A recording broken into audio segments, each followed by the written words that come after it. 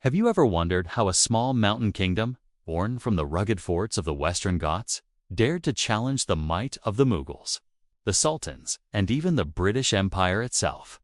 And how could one man's dream, a dream carved with swords and sealed with oaths, ignite a confederacy so vast that it nearly ruled all of India before being shattered at the gates of Panipat? This is the untold story of the Maratha Confederacy, a saga that begins with the thunder of Shivaji Maharaj's guerrilla warfare, rises through centuries of ambition and blood, and ends in one of the most tragic reckonings in Indian history. From the secret mountain passes of Sahyadri to the red fields of Panipat, the Marathas were not just warriors, they were architects of destiny, rewriting the fate of an empire that had long stood unchallenged. But how did a handful of rebels become empire builders? And what fatal decision led to their downfall at the hands of Ahmad Shah Abdali? Let's step into the storm, the rise, glory, and reckoning of the Maratha Confederacy. What if the storm that began with a single teenage oath in a mountain temple could roll down the valleys and slam into an empire? And what happens when the boy who learned to disappear into the fog begins to make the emperors themselves vanish from their certainties? At dawn, the Sahyadris look like a fleet of stone ships, their basalt prows cutting through a sea of cloud. A young Shivaji stands on the ramparts of Torna, the first fort he has seized, wind whipping his saffron scarf like a battle flag. Below him, terraced fields glitter with dew, and the Mayville soldiers, once farmers, now shadows with spears, watch their chieftain with a brightness in their eyes that wasn't there a year ago. He is not yet an emperor. He is not yet a legend. He is a promise, still raw, still risky, but alive in a way that makes the world feel newly possible. He has taken a fort without waiting for permission from the sultans of Bijapur or the paddle-bearers of the Mughals. He has woken something that cannot easily be put back to sleep. The story of how he got to this rampart begins not with a coronation, but with a kitchen. Jabai, his mother, tells him epics while simmering lentils, her voice steady as she braids history into his hair. Kings who kept their word, queens who held the line, gods who disguised themselves to test the pride of men. Swarajya, she says, self-rule, not just a word, a duty. His father Shahaji rides far in the Deccan service. The boy grows under the stern eye of Dadoji Kondeo, learning to read not just from books, but from rocks and rain. He looks at the walls of forts and sees not obstacles, but ladders hidden in shadow. He studies the rhythm of monsoon and drought and learns to move with both. He takes the hill path nobody takes. He waits for the hour when guards yawn. He makes silence into a weapon. Did you know that when Shivaji first began taking forts, many were seized not with massed armies, but with cunning bribes in the right places?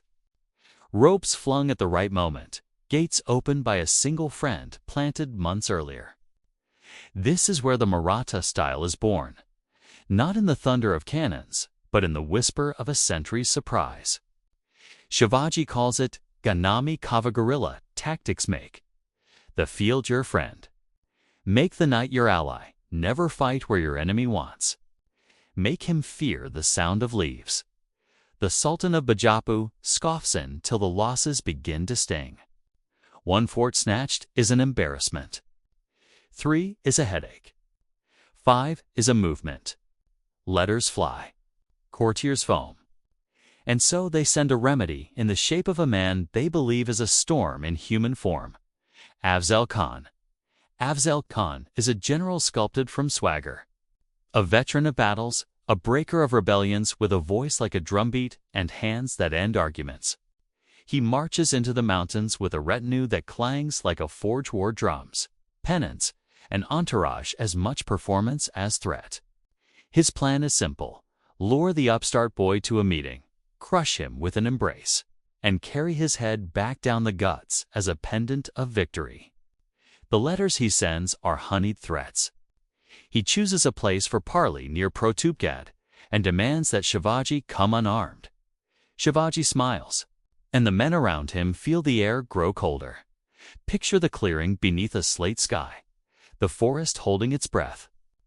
Two palanquins halt. Afzal Khan emerges like a walking fortress, taller by a head, hands heavy with rings that flash like little suns. Shivaji steps forward in simple cotton, saffron scarf quiet on his shoulder. His manner all humility, as if the mountains themselves are bowing. He has hidden steel beneath that cloth, a thin chainmail shirt under the tunic, a dagger and the famous tiger claws resting in his palm. The embrace begins. In a blink, it becomes a trap. Khan's arms constrict. A concealed dagger rises. But Shivaji has calculated the angle, the pressure, the reach. The bagnak tear across Khan's belly like silent lightning. The general staggers, shock widening his eyes, and the forest exhales with 1,000 leaves. In the clash that follows, swords leap from scabbards, attendants fall.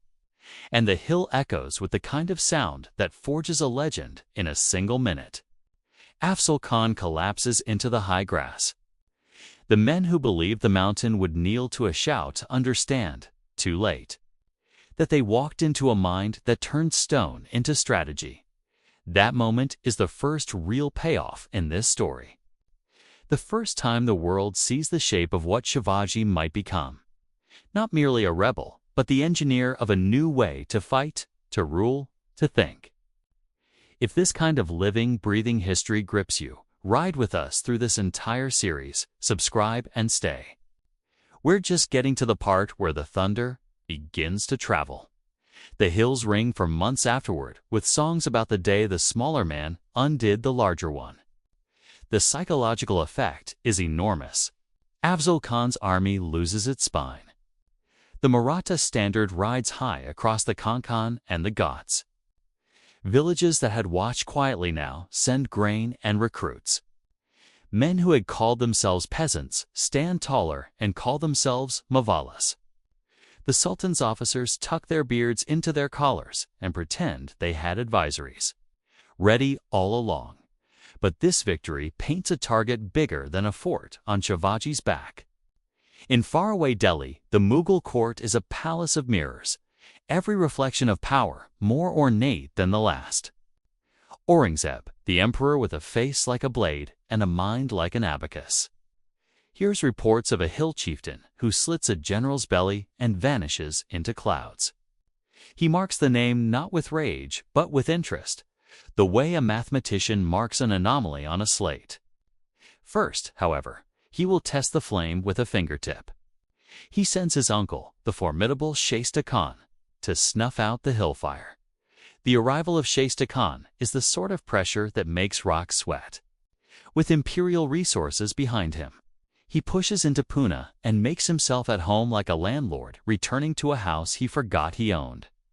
The city that once warmed to Shivaji now walks softly under new boots. The Khan takes up residence in Lal Mahal, the very house that holds Shivaji's childhood. That choice is deliberate. A way of standing on a man's chest without lifting a finger. How do you break a hand that is already closed around your throat? You become water, one midnight, while the city dreams it is someone else's problem. Shivaji moves. A handful of men follow him through lanes they could navigate blindfolded. They slide past guards like the night itself has learned to walk. Inside Lal Mahal, the walls remember the boy's footsteps. They do not betray him now. The confrontation is a whisper and a thunderclap at once. Shasta Khan wakes to the scrape of steel, to cries of confusion, to the shock of fingers sliced as he reaches instinctively for a weapon. He survives, barely, but survives as a story that will shave the pride off a beard. In the morning, his soldiers count the dead and find their courage missing its front teeth. The empire did not expect the rebel to return to his childhood home and carve a message on the air itself. After the night in Pune, a new idea takes shape in Shivaji's mind. The ocean is a road if you know how to walk it. He looks west to the Konkan coast and sees not an end but an artery. Forts rise from reefs like Knuckle-Sind Hudurg. Suvarnad the Maratha banners begin to snap to sea wind. A coastal fleet grows, small at first, but enough to make pirates reconsider and traders recalculate. Surat, the Mughal port city fat with silver and silk, becomes a bell that everyone is afraid to ring. Shivaji strikes it in 1664, not as a vandal, but as a tactician.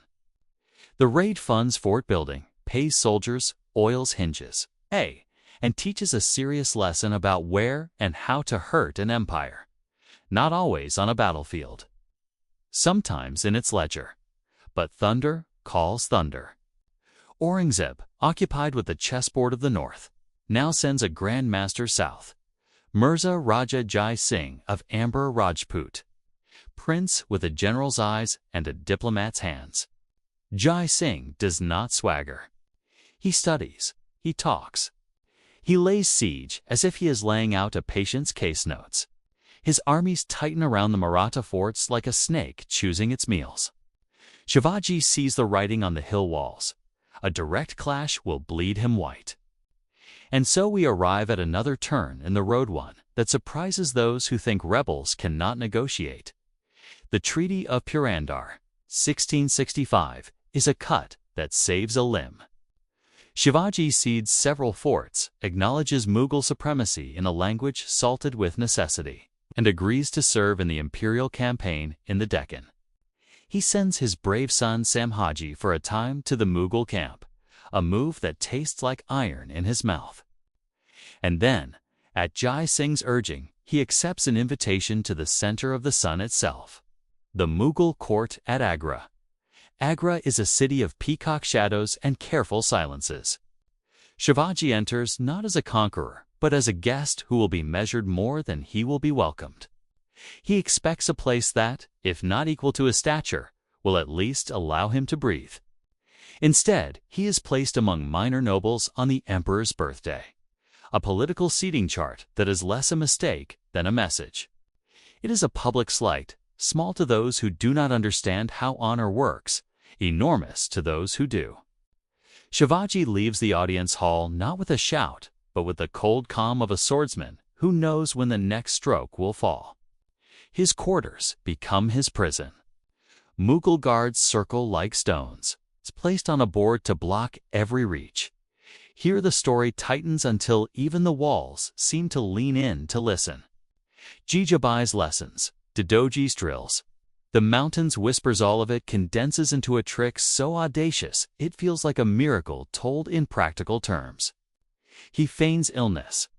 He sends out baskets of sweets and fruit as offerings to saints and the poor. A prince in chains beside a river that remembers everything. An emperor in a tent, certain that terror can end a dream. What if both are wrong? Night folds low over the Bhima, where three rivers meet and whisper. Torches judder along the muddy bank as drums beat a slow, cruel cadence. Samhaji is brought forward, wrists bound, chin lifted not by pride, but by refusal. He has been hunted through forests and gullies, betrayed in a moment of carelessness near Sangameshwar, dragged in irons to a throne that refuses to see anything but victory at last. If you've ever wondered how a single execution can birth a myth, look at the faces in the torchlight. The soldiers won't meet his eyes. The priests summoned to officiate shift on their feet. The emperor's envoys keep glancing at the river as if worried it will carry this night downstream to a future that will not be kind to them. Samhaji does not beg. He does not even argue. He recites with his poet friend Kavi Kailash until the air feels shaped by syllables and stubbornness. The sentence is swift and stage, cruel enough to make a lesson of a man. At Tulipur, where the water smells of silt and iron, the upstart air of Shivaji is made an example so graphic that courtiers later describe it in whispers. The body is displayed. The message is broadcast. The emperor expects the wind itself to change direction, but the wind takes the message and turns it upside down. In villages where boys have learned to run uphill without gasping, Mothers tell their sons not that rebellion is over, but that the enemy has crossed a line he cannot uncross. In forts where men tighten belts and check bowstrings, the story begins to harden into something that cannot be broken by fear. Did you know that the execution that was supposed to end a Maratha struggle instead became the fuse that kept the fire alive? Songs are quieter now, but they travel farther. Rajam Shivaji's second son reads the wind correctly. He does not stand where lightning has already struck. He does not gather an army in one place and invite an empire to surround it. He vanishes toward the sea and then inland, slipping from fort to fort until the ridges themselves seem to lift and carry him. There is a night when the hoofbeats stop and the horizon becomes a wall with 3 stone crowns rising from it. Jinji Jinji Tusum stands in the Tamil country, a trident of hills. Its gateways bend like elbows. Its ramparts coil like a resting serpent. To most, it is only a faraway rock. To Rajaram, it is salvation's architecture. He climbs into a palace that looks out over palm groves and red earth and decides to make his throne from patience. Imperial banners bloom like fungus across the Deccan. Aurangzeb has brought his court south, brought his clocks and calligraphers, brought a sense of inevitability that makes even enemies feel smaller. He is not rash. He is old and precise. A man who believes time can grind any opposition into powder if he feeds the gears with enough coin and conviction. He takes forts one by one and renames them as if the words will root faster than the old ones. He orders the siege of Jinji. He believes everything yields if you simply do not stop pushing. What he does not believe cannot bring himself to admit that history sometimes chooses its champions, not by rank, but by stubborn talent. Santaji Gorped rides like a rumor you cannot catch. Danaji Jadhav rides like a promise you wish you hadn't made.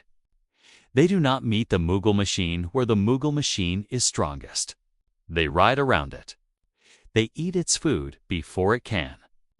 They stampede its pack animals in the dark. They cut loose its siege guns in the mud and watch them sink like old ideas. One night, when the emperor's tent city is lit like a jeweled necklace draped across the dust, Santaji's band falls on a convoy so close to the royal quarters that for an hour the air thrums with a question the empire hoped never to hear. Can the center be touched? Morning arrives, and nothing in the emperor's tent is personally broken. Yet something essential has cracked in the spine of inevitability. The siege of Jinji drags on not for weeks, but for years. The Maratha capital on the far side of language becomes a fort that teaches patience to everyone who looks at it. Rajaram sends letters that travel hidden in bundles of grain. He names captains. He invents rewards. He rebuilds a war that seemed severed at the neck into a hydra of raids that make accountants weep and generals rage. Jinji falls eventually, yes, but not with the quick release of a fruit into a waiting hand. It falls in 1698, well after the empire has paid interest on interest to maintain the siege. Well after the Marathas have made the rest of the Deccan too costly to digest. The turning point, felt, not declared, arrives as a hunger you cannot appease. The Mughals can take forts, but they cannot keep roads safe. They can plant their standards, but the soil refuses to remember their names. Rajaram dies in 1700 in a chamber cool with stone. The noise of war far away like a sea he cannot hear clearly any longer. Grief is immediate, practical, and dangerous. The imperial court smiles as if the hills themselves have sighed with relief. And then a woman steps onto the parapet and refuses to blink. Tarabai is not a placeholder. She is steel-tied with jasmine, a mind taught by urgency. She takes up the regency for her young son Shivaji too, and refuses to fold. A council gathers men who had learned to measure their words, now measure their loyalty. Tarabai sends them out, not with speeches, but with assignments. The raids intensify. The empire's couriers discover that even the most private messages are read aloud by riders with dust up to their knees. The winter campaigns bite their own tails. The summer encampments bake. The emperor, growing older, ticks off the years with the names of forts he has razed or claimed. And yet the story sliding under his ink is of a people who have learned to make time their weapon. Somewhere near Ahmednagar in 1707, a great clock stops. Aurangzeb dies in a camp where the chill creeps in at night. And the lists of unfinished business are longer than the stories of triumph. He leaves behind sons who will wrestle for a throne that can no longer afford its own wars.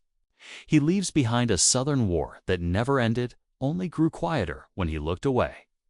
His legacy in the Deccan is a lesson in how a mighty hand can close around sand and find itself clutching nothing. Here the twist slips into place with the neatness of a blade returning to its sheath to end the southern stalemate. The new emperor, Bahadur Shah, releases a royal captive who has grown into manhood in Mughal care. Shahusam Haji's son returns to the Deccan as both a Maratha prince and a Mughal calculation. If you think a single release cannot rearrange a map, watch what happens next. Shahu rides toward Satara with an escort that is as much bet as blessing. Tarabai does not step aside. Two suns rise over one horizon and the sky begins to crack. The standoff near Khed smells of dust and waiting. On Shahu's side are men who miss a world that made sense when one throne spoke for all.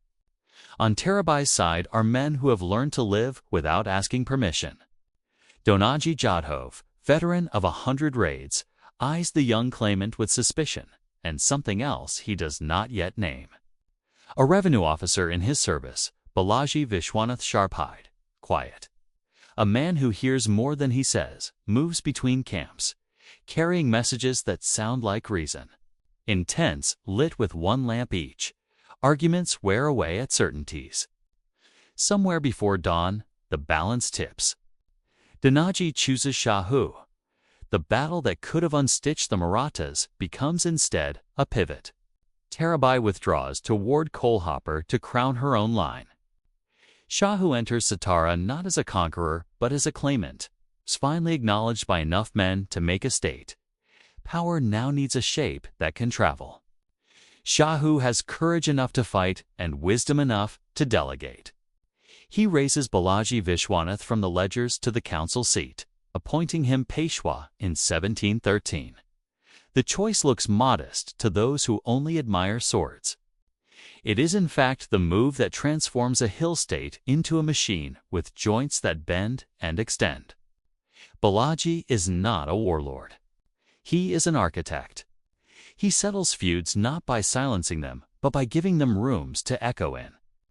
He turns the idea of Chauth and Sardeshmukhi tribute and oversight from claims shouted at crossroads into rights sealed in ink.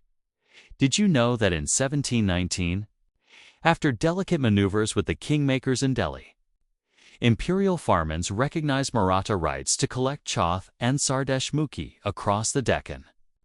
The empire that once stamped south with cannons, now, on paper, grants the Marathas the authority to tax. It is not capitulation. It is a transaction born of weakness and calculation.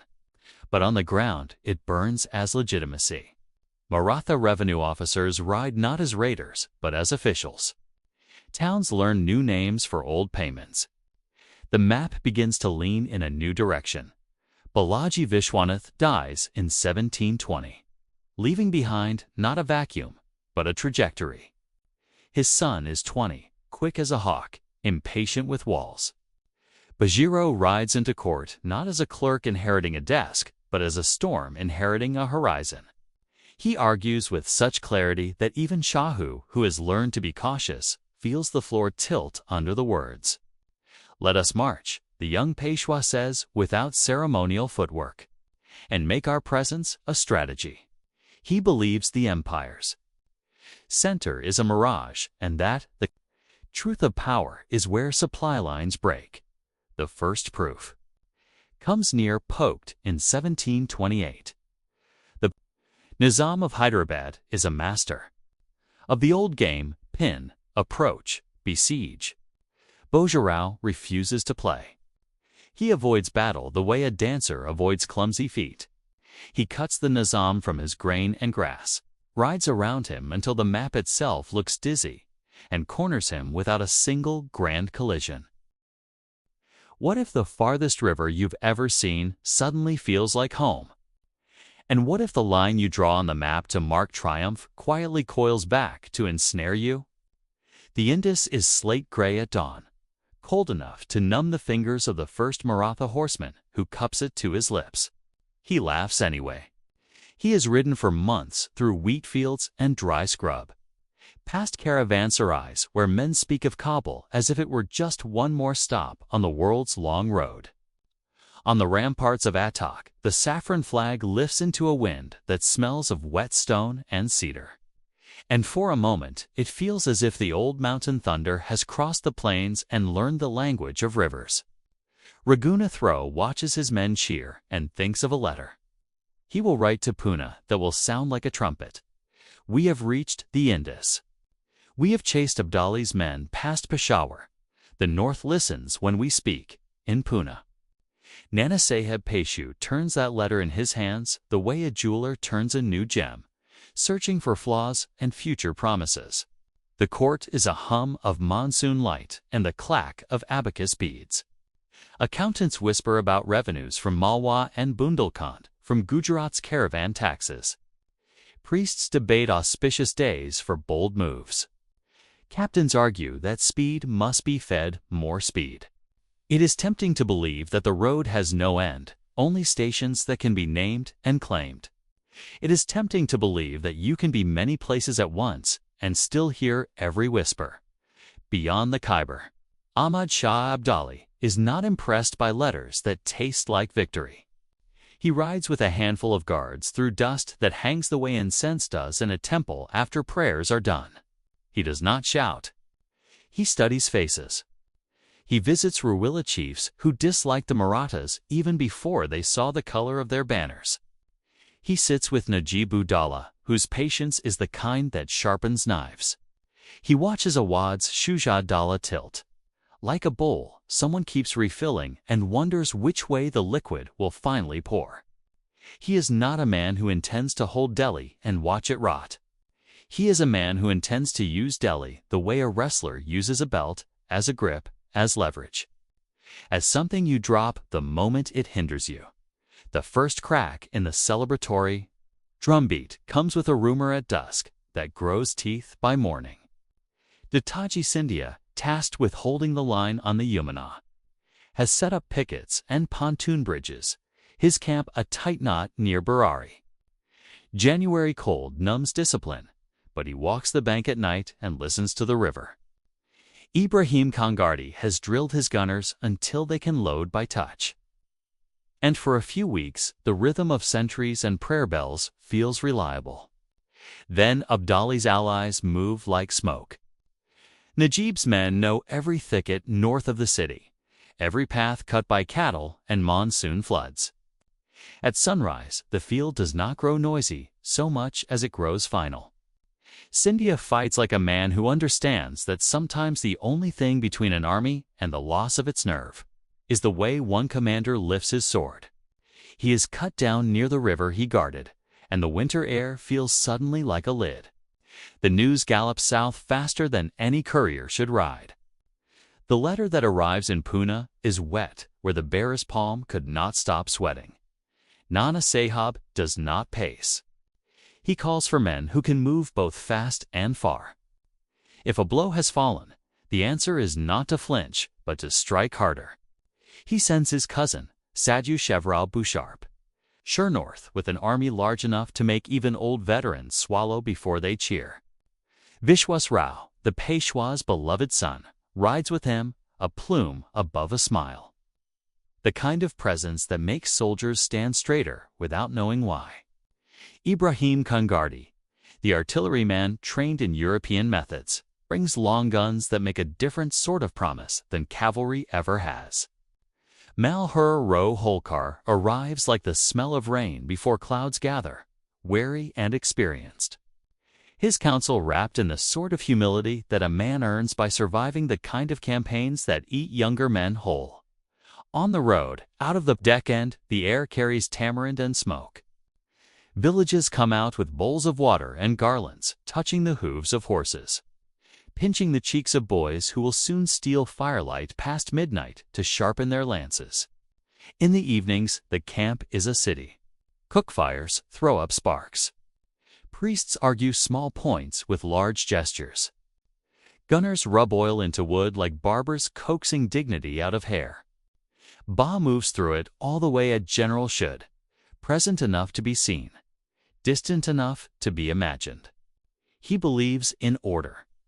He believes that thunder can be engineered if you shorten the gap between decision and action. Delhi appears first as dust, then as domes, then as a taste in the mouth that is half awe and half iron. The city has been taken, and retaken so often that the stones themselves feel tired. Still, when Maratha scouts ride through the Kashmiri gate and the citizenry creaks open one eye to see whose banner floats today, the army feels a lift. They clear the palaces of Afghan garrisons with methodical fury. A drum in the Red Fort sounds not Mughal, but Maratha, and for a brief span of days the empire that once wrote their fate in gold. Letters now waits to see what ink Ba will choose. The first payoff tastes of certainty.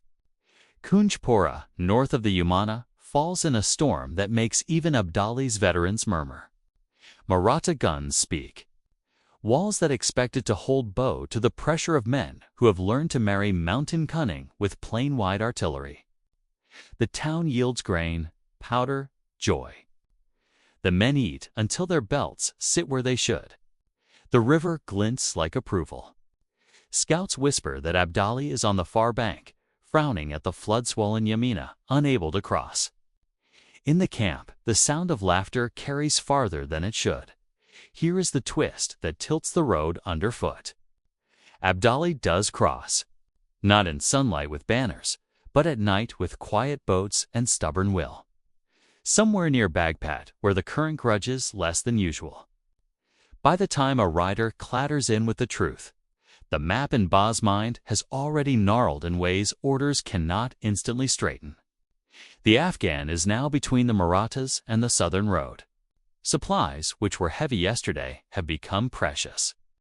Foraging parties that used to come back with full sacks now bring back stories about Guerrilla horsemen who seem to rise from the earth and vanish into it again. Ba's answers are rational but costly. He has brought families along a court on wheels. Nobles who refuse to be parted from wives and standards and silver lunch services. He has artillery that must be guarded and fed and wheeled over ground that turns to glue under rain. He has a vision of battle that wants open space and clean lines. Malhoro Holkar's murmured advice to lighten the train, to move like the shadow of an eagle instead of the eagle's reflection, strikes him as a retreat masquerading as wisdom. In the lights of Delhi, he declines Suraj Mal Jat's offer to winter at Barapur's strong, food-rich fortresses to leave the baggage and fight lean. The Rajputide Jat chieftain listens, closes his hand over his beard for a moment, and then slowly withdraws his men. A choice made at a polite table will rattle in cooking pots. Months later, the march turns into a wait because the land turns into a trap. Between Karnal and Panipat, the air grows crowded with armies that will not meet on terms either side prefers. Daylight becomes a negotiation. Ibrahim Kangardi's gunners can do much with a clear field and time to lay their pieces straight. The Afghans prefer the knife of sudden movement, probing edges, withdrawing before wounds gather. Skirmishes stitch the days together. Govind Pantbundle rides too far ahead one morning and doesn't ride back. His absence gnaws at the lines like a missing tooth. Rations shrink. Cooks measure out grain with a tenderness they once reserved for children. The lancers joke less and polish more. Hungry men dream about food. Hungry commanders dream about mistakes. When Shuwa-Dola finally chooses his standards, fluttering on Abdali's side of the wind, the decision lands with a thud that shakes confidence the way a rattled bridge shakes faith. Awad's wealth and elephants, his disciplined infantry, fill gaps Abdali had been bridging with speed and charisma. Now the Afghan ring around the Maratha camp shines with new metal dot in the Maratha lines. Debates turn into small wars of posture. Some advocate breaking out south with a night attack, cutting loose the baggage, moving like the men whose grandfathers taught them to change the shape of the battlefield. Others argue for a decisive pitched battle while discipline and numbers still mean something. Before hunger changes the eyes of soldiers into something only the night understands. Ibrahim Khan Gardi sits with his gunners and oil lamps, drawing lines in dust that mean angle and recoil and thrust. His faith is a math that has served him well when men don't trample it. The turning point arrives not with a trumpet, but with a silence that no one can ignore. A winter morning cracks open with the brittle light that makes edges look cruel. Abdali sends envoys with formalities that mean nothing and everything. If you are very still, you can hear a wife in the Maratha camp bundle away a pair of anklets, because silver will buy grain more reliably than sentiment will. You can hear a boy soldier joke about getting his ear pierced when he returns home, because if he tells the story with a sparkle in his ear, the girls will believe him. You can hear Peshwas step into the light as if he has been rehearsing the gesture forever. A prince whose act is not an act and whose presence is both a promise and a weight. The climax of this chapter comes like a match held to a fuse, not a bonfire. Feels lick. What if the sound that changes a century is not a roar, but a single crack? And what if, in the time it takes smoke too thin, 1,000 men know the story has turned and cannot be turned back? The musket shot finds a moving glint, nothing more. Yet a prince is not a glint. He is a line of sight that others follow. Peshwas leans forward to read the battlefield through the pale haze, and the bullet writes his name in air before it strikes. The turban shivers, a petal of silk lifts. And then the young face that made men stand straighter folds like a tent taken by a sudden wind. A cry goes up, not once, not twice, but like a wave striking a cliff, receding and striking again, each return heavier than the last. It carries through the ranks in words and in the silence after the words. Because even those who did not hear the name hear the drop in the human voice that means something you did not plan for is now true. Ba sees it in the faces nearest him before he turns to see the fallen form. Time slows and the old way battle grants to men who command. He thinks not of grief, but of geometry. A hole has opened in the lattice. Morale will bend toward it. Cavalry must be sent not as vengeance, but as brace. He wheels the household horse as if to push the sky back into place by sheer intention. The gray Arabian surges. Men close ranks. Standards tilt toward the roar as if they want to drink it. Across the plain, Abdali notes a tremor with the coolness of a scribe annotating a manuscript. He has seen princes fall on other fields and knows that a young army loses more than a person in such a moment. It loses an idea of itself. He signals without flourish. Najib-ud-Daula's Rohillas flow like black water into the edges, frayed by shock. Shuya-Daula's infantry marches as if the land has forgotten how to be uneven. The Afghan center flexes to absorb the first Maratha rush and then gives slightly. Like an expert wrestler yielding a grip he intends to reverse in the Maratha center. Ibrahim Khan Gardi's gunners earn every breath they swallow. Their match cords hiss. Their rammers bite the air with all the stubborn energy of men trying to impose order on chaos. Holes are punched, and for a handful of minutes the world returns to the plan. Tight volleys. Infantry advancing on the ruin of those volleys. Cavalry stalled until lanes appear. But war is never only arithmetic. Dust rises in a curtain just when clear lines are needed most. A wounded horse careens into a gun crew. A limber snaps. A captain shouts the correct order, and 3 men hear 3 different versions of it, each not quite wrong. On the right, Malhar Ro Holkar watches his wing breathe in and out like a creature that can still choose escape if it stops. Believing escape is shameful. He sees beyond the moment the train of families within the camp. The long road south that must be taken by someone if anyone is to carry word home. The hungry weeks behind them that have hollowed men without removing their pride. His instinct honed over decades of raids and retreats that saved armies for later battles, whispers that holding the line in this shape is to accept defeat as honor. He grinds his teeth not at the truth itself, but at the knowledge that others will call it something else. Ba is not listening to such whispers. He rides the shock like a man trying to turn a river by leaning into it. He moves along the front, the plume steady. The gesture at once defiant and practical. If your commander is visible, your legs obey, even when your stomach wants to fold. He sees Ibrahim's guns still speaking and draws the sword that once felt ceremonial, now simply weight and edge. He signals a charge designed to break a middle that nearly breaks. For a surge of heartbeats, the Afghan line wavers. Men on both sides see it. And for those heartbeats, hope becomes not a belief, but a sensation in the hands and calves. Something that makes you step without thinking. Then the plane shows its face again. Rohilla cavalry slide around the left. A detachment that was supposed to close a gap has wandered in search of a signal that was never clearly sent. A cluster of matchlockmen on the Afghan side climbs a low ridge so slight it was not on any map. And from there, the slope turns their bullets into little hammers. And the sun, indifferent, climbs calmly to the angle where glare becomes another enemy. Ba pulls Vishwesro's body back a few paces with the help of men who want to do nothing more in the world than not think about this. He does not allow himself to sink into the scene.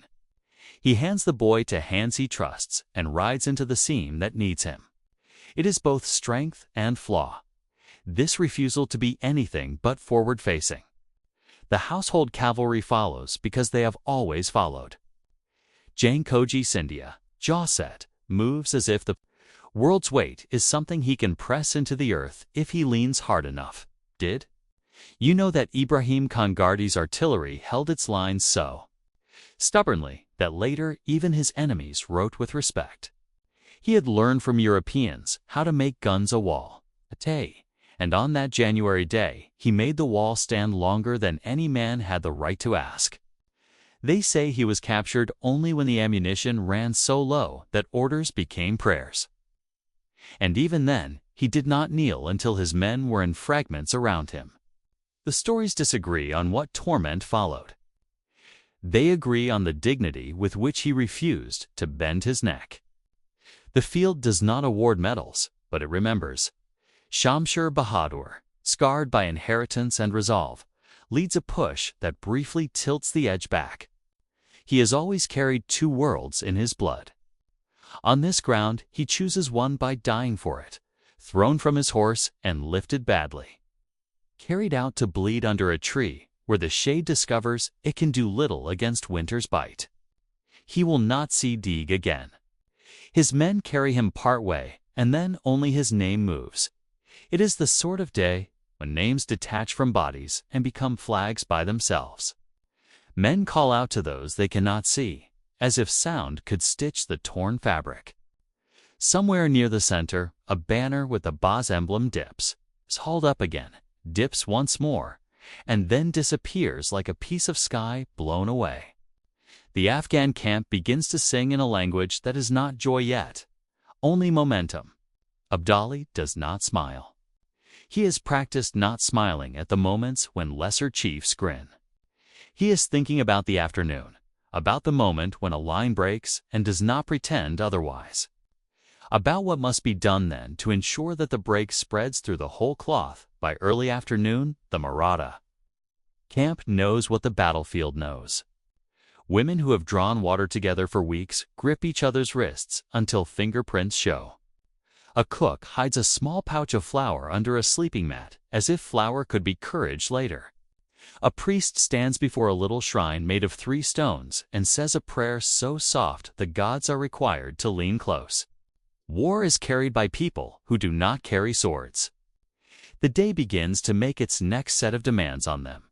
Ba's last charge is a thing men will tell their grandsons in voices that try not to shake. It is not a desperate fling, but a choice made in the clear air that visits the mind at the edge of ruin. He throws himself where the dust is thickest. Not because he believes he can win the field with a single stroke, but because there are moments when the shape of a people must be held upright, even as the wind tries to fold it. The gray plunges. Steel lifts. The ring closes. Some say he reached Abdali's line. Others say the wave broke just short. In either story, the end is the same. A commander lost in a crush where names are useless. The last sight of him a movement that could be anything: attack, defense, farewell. Malhar Roholkar takes his men toward the southern road with the pale steadiness of a surgeon who has decided where to cut in order to save the body. He will be accused in letters and in lamplight of abandoning the field. He will answer with other fields later, with rescued fragments that become armies again, with towns that do not fall because his horse did not. By evening, the plain is a ledger no accountant will ever balance. The Afghan drums slow. Abdali walks the edge of a field where victory looks like exhaustion wearing a crown. He has won exactly the day he needed to win, and he knows that to hold the north is not his goal, that to sit long in Delhi is to invite a different style of death. He orders care for his own and a kind of rough measure for the enemy wounded that is not mercy so much as management. He will write a letter in a few days honoring the valor of those who broke against him, because magnanimity costs him nothing and purchases a reputation that lives longer than gloating. Night descends, not like a curtain, but like a fog. Fires are lit by men who cannot find their friends. Moans carry across distances that daylight pretended were small. The smell is iron and sour, a classroom for crows. Somewhere, a Maratha boy who lied about his age breathes shallow and looks up at a star he can name because his mother taught him. He says nothing to it. He knows the star cannot take him home. The next morning, riders leave the field in every direction, secrecy on their backs, heavier than armor. One rides toward the Yamuna with a message he has folded into his turban. Another carries an infant pressed to his chest while the mother stumbles a few steps behind, the single anklet in her hand clinking with a shame she refuses to feel. On the far side of the ruins, Ajib Budala's men round up prisoners with a method that makes observers uneasy and efficient. Somewhere, under a heap of bodies, a young Scindia wakes with one eye, refusing light and a future clinging to him like a stubborn root. Mahaji will rise from this ground, though he does not yet know what shape his resurrection will take. What if recovery isn't a march, but a breath held so long the chest aches, then released as a vow? And what if a teenager with a fever blotting his nights can teach a bruised Confederacy how to stand like it has never fallen? The monsoon that follows Panipat smells like wet dust and stubbornness. In Pune, the corridors of Shaniwar Wada carry a hush that isn't silence. It's a pause before choosing a path. The boy who is now Peshwa meant Havri walks those corridor edges with a body that refuses strength some mornings and a mind that refuses weakness most nights. People speak softly when he passes, not only out of respect, but because they want the words they say to become the words he needs to hear. He is 16, thin as a sword, eyes dark with the steady patience of someone who has just discovered how heavy a city can feel when it leans on you. Raghunathro, his uncle, moves like a veteran shadow through those same rooms. Sometimes an advisor, sometimes a rival, always a presence that makes even lamps seem cautious. The letters from the frontier bring two kinds of news: enemies who think the Marathas have run out of thunder, and allies who think the Marathas have run out of time. Madhavro reads both kinds with the same stillness. He eats little, sleeps less, and remembers a funeral pyre's heat as a lesson in what fire can do besides destroy. When he speaks to his council, the words are not grand. They are specific. Like a physician's instructions, repairs, collections, messages. March, did you know he was younger than many of the captains he commanded? And sick often, and still managed to fight a dozen campaigns with a clarity that seasoned men envied. His breath sometimes rattled. His orders did not. The first campaign he chooses is not the one that would adorn a poet's chorus. It is against the Nizam of Hyderabad, who has watched the post-Panipat fog and believes he can redraw the Deccan to his taste. In 1763, the two armies face each other near Rakshas Bhuvan, the Godavari gliding quietly nearby as if it had seen too much to react to one more war. The Nizam's lines are thick with confidence. The Maratha camp smells of spiced grain and oiled leather, and a kind of focus you could slice bread with. Malharo Holkar, older than many of the hills they'll ride past, murmurs counsel that tastes like patience. Madhavro listens. Dawn lifts. The wind tilts the standards. The first charge is a test of nerves, not of strength. The Nizam's cavalry comes hard and glittering. The Maratha horse yields just enough to draw the enemy into a curve, then snaps that curve like a trap. Ibrahim Kongardi's guns, the few that survived both the field at Panipat and the year after, cough in rhythm. Dust blooms. Formations ripple. A hole opens where overconfidence had been standing too straight. A shrill cheer cuts the air. The Maratha line advances in a way that isn't swagger, but something older, the walk of men who have remembered their name. By evening, Rakshas Bhuvan belongs to them. The Nizam retreats with his dignity, scuffed and his map corrected. The first payoff arrives not as loot, but as proof. The Confederacy can win again. In bright daylight against a disciplined foe. In Pune, the announcement ripples through bazaars and courtyards the way monsoon light ripples on wet tile. Women draw water with shoulders eased. Blacksmiths hammer with a beat that sounds like agreement.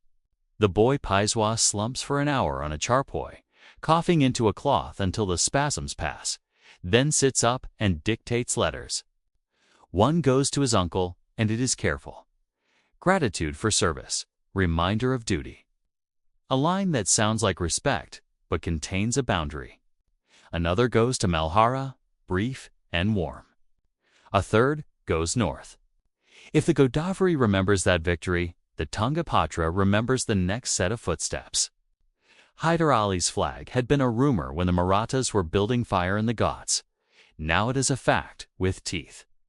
Prowling out of Mysore, testing borders like a wolf tests fences. Madhavro chooses to move south before the fences fail. He rides despite fever. He rides because fever is another enemy you can outrun if you decide to. The Konkan air grows heavy, then thins as the road angles upward. The armies meet and part, and meet again, little bites taken out of a larger meal. Hyder's speed is the kind that makes men praise and curse in the same breath. His infantry grows sharper under European drill. His walls multiply in stone and policy. But Hyder has not yet learned to account for a 20-year-old who reads terrain like scripture. Madhavro splits his columns where Hyder expects bulk. He refuses to chase glitter. He punishes absence. Fort after fort returns to Maratha hands not because they are dashed at in rage, but because they are squeezed until the doors creak open like apologies. The negotiation that ends the campaign is not a line of triumph. It is a bead on a rosary, accounted mercy, tribute, territory, time. Hyder signs with a pen held like a veiled blade. He will be back. For now, his horse turns homeward, tail switching the kind of irritation that makes future history. Back in Pune, the corridors are noisier. Revenue arrives not in speeches, but in sacks. Craftsmen who had fled return with bundles wrapped in old saris. Nana Fadnavis, quiet and exact, begins to look like a hinge around which decisions swing. And Mahaji Sindhi Oscar, cut clean across. The place where an eye used to be, peers in council with the slow smile of a survivor, who is ready to be more than a memory of Panipat. He speaks less than others, but when he does, the words land like pegs. The Confederacy knits itself not as it was, but as it must be.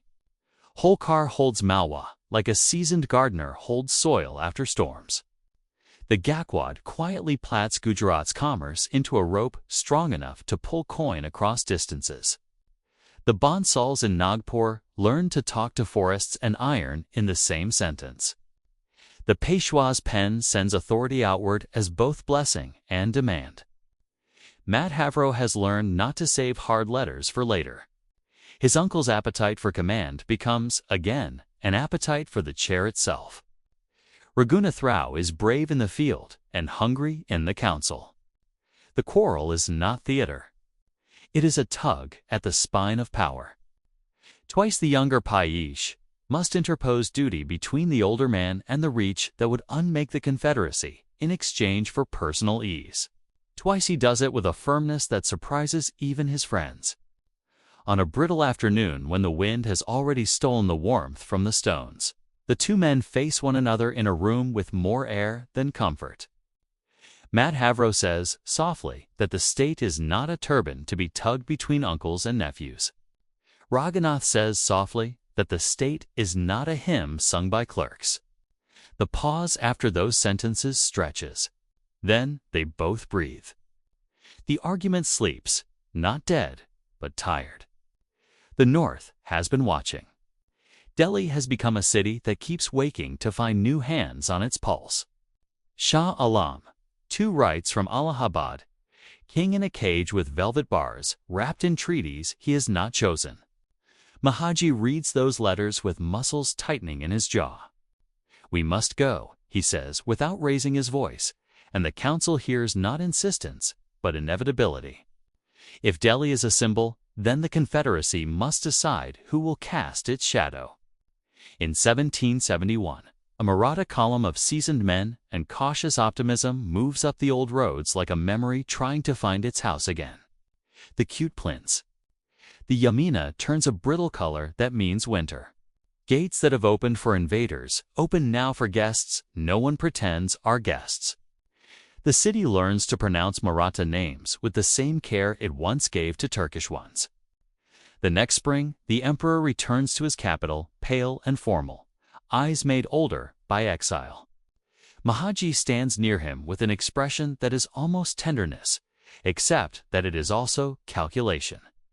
He has not come to vandalize the throne, but to protect it into a usefulness that suits the Confederacy's reach. The Mughal seal still stamps paper. The Maratha pen writes the words. Did you know the coins that followed bore the emperor's name, but the revenue they tallied rode south to Pune with a regularity that felt like the answer to a riddle? Sometimes empires survive as grammar long after they have lost their verbs. Madhavro does not get to enjoy the long echo of that achievement. His body has carried him through rains and dry winds and the coughs that come like thieves. At last, the coughs begin to come like creditors. He rides until he can't and sits until he must stand. He stands until the horizon wavers slightly and he has to lean on a window frame to make the world choose one shape. In 1772, in a room that smells of burnt ghee and neem, he tells Nana to keep the ledgers exact and Mahaji to keep the North honest. His breath is a frayed rope. His gaze is still the smooth line it always was. When the pyre crackles, there are men in 3 provinces who put their faces in their hands and weep without shame. The vacuum does what vacuums do. Narayanro, his younger brother, inherits the seat and the dangers that stick to it, like burdock burrs. He is tender-faced, not tender-minded, but the palace is a thicket older than goodwill. Raghunath Rao's wife, Anandibai, moves through it with the ease of a woman who understands that rumor is a blade if you know how to sharpen it. One night in 1773, Guards answer an order that may have been a quirk of pronunciation. The legend says Dara hold became Dara.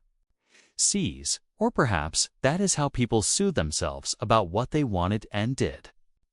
The result is a scream that stumbles into silence.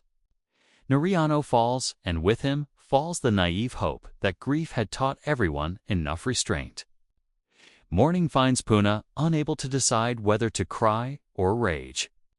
Raghunathrao takes the seat with a face arranged to look reluctant.